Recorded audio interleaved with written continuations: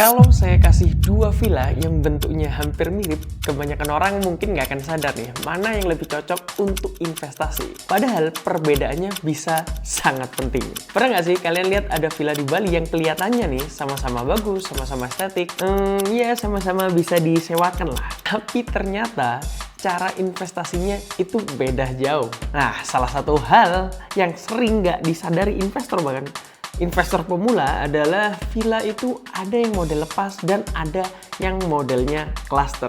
Dan percaya atau enggak, memahami perbedaan dua jenis villa ini bisa menentukan apakah investasi kamu nantinya terasa praktis atau malah bikin pusing. Selamat datang di Kamus Properti, bahas istilah serius biar kamu mengerti. Dan kali ini kita akan bahas tentang dua jenis villa nih yang cukup sering ditemui ya di Bali, yaitu villa lepas dan villa cluster. Kita mulai dari mana dulu nih? Villa lepas dulu aja deh. Sesuai dengan namanya, villa lepas adalah villa yang berdiri sendiri. Jadi satu bangunan, satu area dan tidak tergabung dalam satu kompleks villa yang terintegrasi. Kalau diibaratkan, villa lepas itu seperti layaknya kamu punya rumah sendiri. Semua keputusan ada di tangan kamu. Entah desainnya seperti apa, konsepnya seperti apa, mau dijual kek, disewakan dan lain sebagainya atau direnovasi. Semua lebih fleksibel. Karena berdiri sendiri, villa jenis ini biasanya menawarkan privasi yang lebih tinggi. Makanya banyak wisatawan yang memang mencari pengalaman menginap yang lebih eksklusif.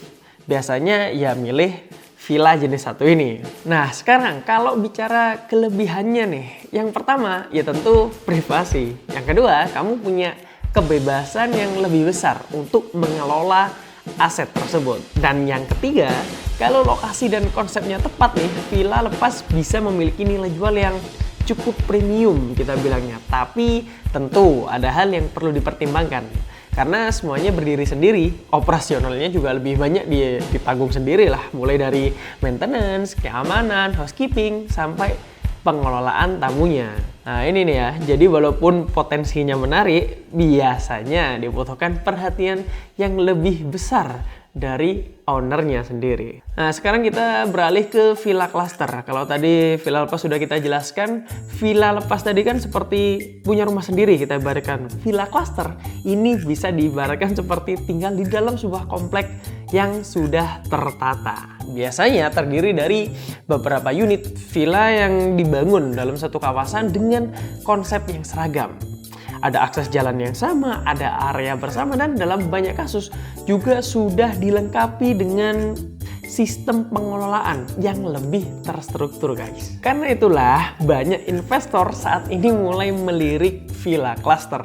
Alasannya sederhana, ya lebih praktis kalau kamu tinggal di luar Bali atau bahkan ya di luar negeri. Tentu akan lebih nyaman kalau ada sistem yang membantu pengelolaan aset tersebut. Selain itu, kawasan villa cluster biasanya punya standar yang lebih konsisten, baik dari sisi tampilan maupun operasionalnya.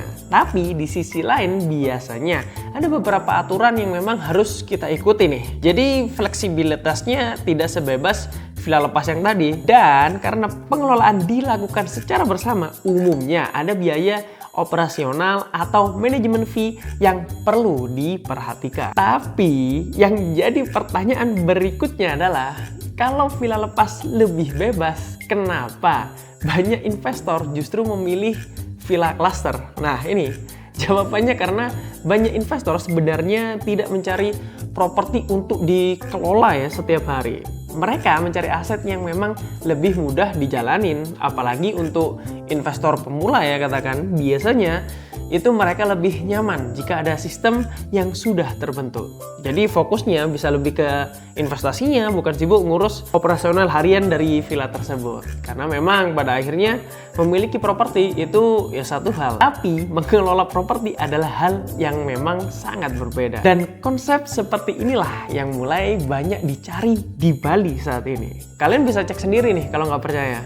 Jadi bukan hanya bangunan yang bagus dan lain sebagainya, tapi juga gimana sih aset tersebut dirancang agar lebih nyaman untuk dimiliki sebagai investasi. Salah satu contoh ya yang menarik kayaknya untuk dipelajari adalah konsep yang diterapin sama Samani Villa Pecato yang ada di Bali, di mana investor itu nggak hanya melihat bentuk villanya aja, tapi juga melihat bagaimana sebuah kawasan villa bisa dibangun dengan konsep yang lebih terstruktur dan memiliki nilai jangka panjang. Jadi kalau misal disimpulkan, villa lepas memang cocok untuk kamu yang menginginkan kontrol penuh, privasi lebih tinggi, dan fleksibilitas yang lebih besar.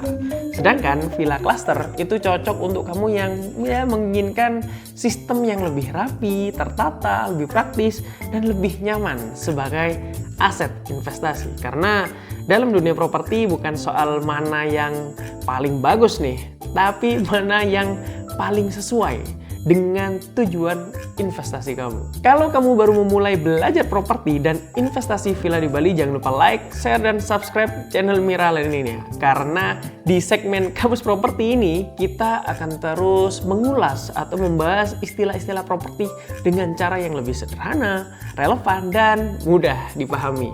Kalau misal Anda dikasih pilihan hari ini, kamu lebih pilih villa lepas atau villa cluster nih? Tulis di kolom komentar ya.